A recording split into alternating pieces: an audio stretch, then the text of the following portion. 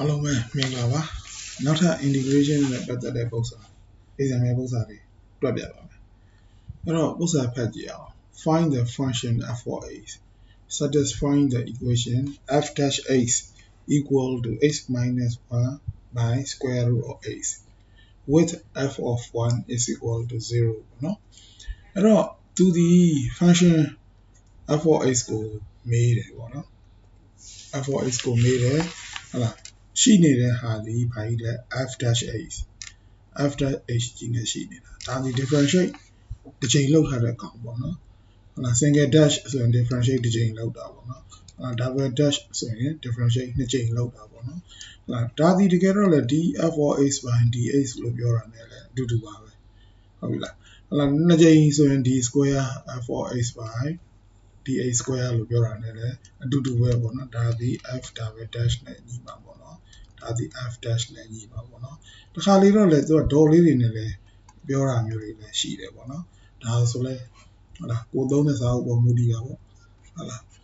dash နဲ့ပြော dot နဲ့ပြောပေါ့နော်ကိုဒီ differentiate လုပ်ထားတယ်လို့သဘောပေါက်အောင်ပေါ့နော်အဲ့တော့သူဒီလိုမျိုး initial condition တွေပေါ့နော် boundary condition တွေပေးထားတယ်ပေါ့ဟုတ်လားအဲ့တော့f dash h ကြီးကိုမြင်နေပေါ့နော်မြင်နေ f of x ခိုင်းနေဆိုမှတော့မလုပ်မှာတော့တကယ်တော့လေဒါ integration လုပ်လိုက်မှာပဲပေါ့ဟုတ်တယ်မလားကဲ d f of x by dx ညီမျှခြင်း x minus 1 by square root of x ပေါ့နော်အဲ့တော့ d f of x ညီမျှခြင်း x minus 1 by square root of x dx ပေါ့နော်အဲ့တော့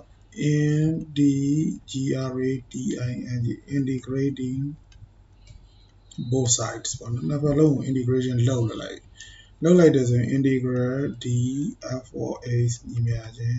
integral x minus 1 square root of x dx ပေါ့နော်ဒီဘက်ကဘာရမလဲ f of x ရမယ်ဟိုဘက်က integral တခုစီခွဲလိုက်ရတာပဲ minus 1 by square root of x dx ပေါ့နော်အဲ့တော့ f of x ဒီဘာဖြစ်မလဲ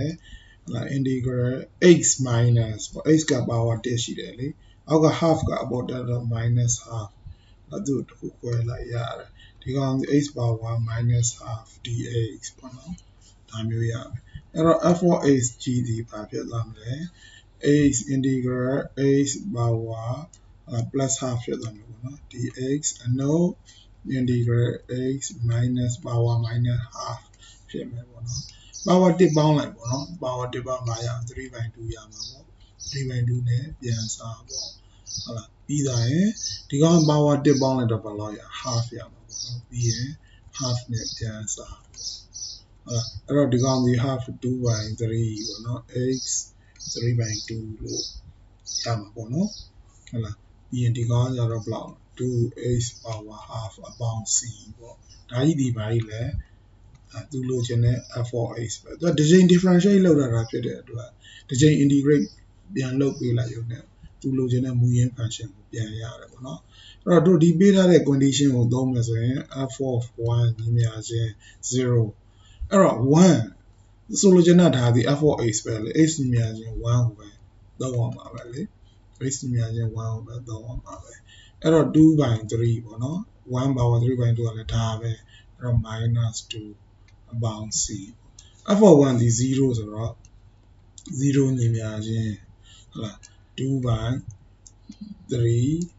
လာ 2/3 ဆိုတော့3ဘုံထုတ်လိုက်ကွာ3ဘုံထုတ်လိုက်တော့ဟိုကောင်က3နဲ့ဆိုတော့6ဖြစ်ရပေါ့နော်အပေါင်း c အဲ့တော့ c ဒီဘာရမလဲ c ဒီဓာတ်ကောင်ရှင်းလိုက်တော့ဘယ်လောက်ရလဲminus 4/3 ရမှာမလားဒီကောင်ကminus 4/3ဆိုဟိုဘက်ကိုပို့လိုက်တော့ဘာဖြစ်မလဲ4/3ဖြစ်မှာပေါ့အဲ့ဒါဆိုရင်မူရင်း function တွေကိုပြန်ထည့်လိုက်မူရင်း function တွေကိုထည့်လိုက်တော့ f of x ညီမျှခြင်း 2/3 x power 3/2 minus 2x power half bound c ဒီဘယ်လောက်လဲ4/3ပေါ့နော်ဟုတ်လားအဲ့တော့သိတော့ရှုပ်ထွေးမရှိပါဘူးဟုတ်လားတစ်ချိန် differentiate လုပ်ထားရင်တစ်ချိန်ပြန် integrate လုပ်ရင်သူ့ရဲ့မူရင်းဟုတ်လား function ပြန်ရတယ်ပေါ့နော်အဲ့ဒါလေးရှိမယ်ဟုတ်ပြီအဲ့တော့နောက်တစ်ပုဒ်ဆက်သွားမယ် နောက်တစ်ခုကကြတော့ find the function f of a satisfying the equation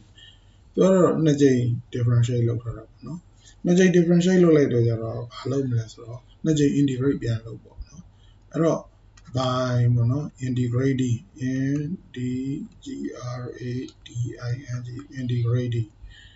both side ပေါ့နော် both side both side နှစ်ဘက်လုံးကိုလုပ်တယ်နဲ့တစ်ဖက်ကတစ်ချိန်လို့တော့ f dash h ပဲကြာခဲ့မှာပေါ့ဒီဘက်ကhalf ကိုရှေ့ထုတ်လိုက်လို့ရတယ် e power h minus e power minus h dh လို့ရမှာပေါ့နော်သူ့ကိုရှင်းနေဆိုရင်မရမလဲ e power h ကို integrate လုပ်တော့ e power h ပဲရမှာပေါ့ e power minus h ကို integrate လုပ်တော့ e power minus h ဒီရှိက minus ရှိတော့ minus ပြန်ထွက်မယ်ဆိုတော့အပေါင်းရမှာပေါ့အဲ့တော့ plus c ဆိုပြီးဖြစ်မယ်အဲ့တော့ဒီမှာ condition ပေးထားတာကဟုတ်လား f dash 0ညီမျှခြင်း1လို့ပေးထားတယ်ဆိုတော့ကျွန်တော် h is equal to 0ဆိုရင် f dash 0က1ရတယ်ပေါ့နော်အဲ့တော့သူဒီဟုတ်လား f dash 0က1ညီမျှခြင်း half e power 0ကပါလို့1ပေါ့ e power 0ကလည်း1ပေါ့အပေါင်း c အဲ့တော့ c ညီမျှခြင်းကဘယ်လောက်ဖြစ်မလို့1အနှုတ်1ဆိုတော့0လို့ရမယ်ပေါ့နော်အဲ့တော့ f dash h ကဘာဖြစ်သွားမလဲ half e power h about e power minus h c မရှိတော့เนาะ c ဒီဘာဖြစ်သွားလဲ0ဖြစ်သွားတယ်ပေါ့နော်အဲ့တော့နောက်တစ်ခါby integrating ပေါ့နော် integrating both side ပေါ့နော် both sides of equation again ပေါ့နော်နောက်တစ်ချိန်ထပ်လုပ်တော့ဟုတ်လားဒီဘက်ကဘာရမလဲ f of h လို့ရသွားမယ် integral half e power h about e power minus h dh လို့ရမယ်အဲ့တော့ half က constant တွေထားလိုက် e power h က integrate လို့တော့ e power h ပဲရမယ်ဟိုကောင် e power minus h ကရှေ့ minus ထွက်သွားမယ်ပေါ့နော်အပေါင်း c ဒီကကြတော့ f of 0ညီမျှခြင်း1ကိုပေးမယ်ဆိုတော့1ညီမျှခြင်း0ပေးလိုက်တော့ half e power 0က1အနှုတ် e power 0က1အပေါင်း c ဆိုတော့ c ညီမျှခြင်းကဘယ်လောက်ရလဲဒီချိန်မှာဒီကောင်1နဲ့1 0ဆို c ညီမျှခြင်းက1လို့ထွက်သွားမယ်ပေါ့နော်အဲ့တော့မူရင်း function တွေကိုပြန်ထည့်လိုက်တော့ f of h is equal to half e power x minus e power minus h plus 1ဆိုတာဒီသူတို့တောင်းဆိုတော့ဟုတ်လား f of h function ဖြစ်တယ်ပေါ့နော်ဟုတ်လားဒီ f of h ဒီဘာလဲ f dash 0ညီမျှခြင်း1 f of 0ညီမျှခြင်း1ဆိုတဲ့ condition ကိုပြည်လဲစေတော့အဖြစ်ဖြစ်တယ်ပေါ့နော်ဒီနောက်မှာမှတ်သားစရာရှိတာဒီဟုတ်လားဒါပဲ dash ဖြစ်နေရင်ဘာလုပ်မလဲ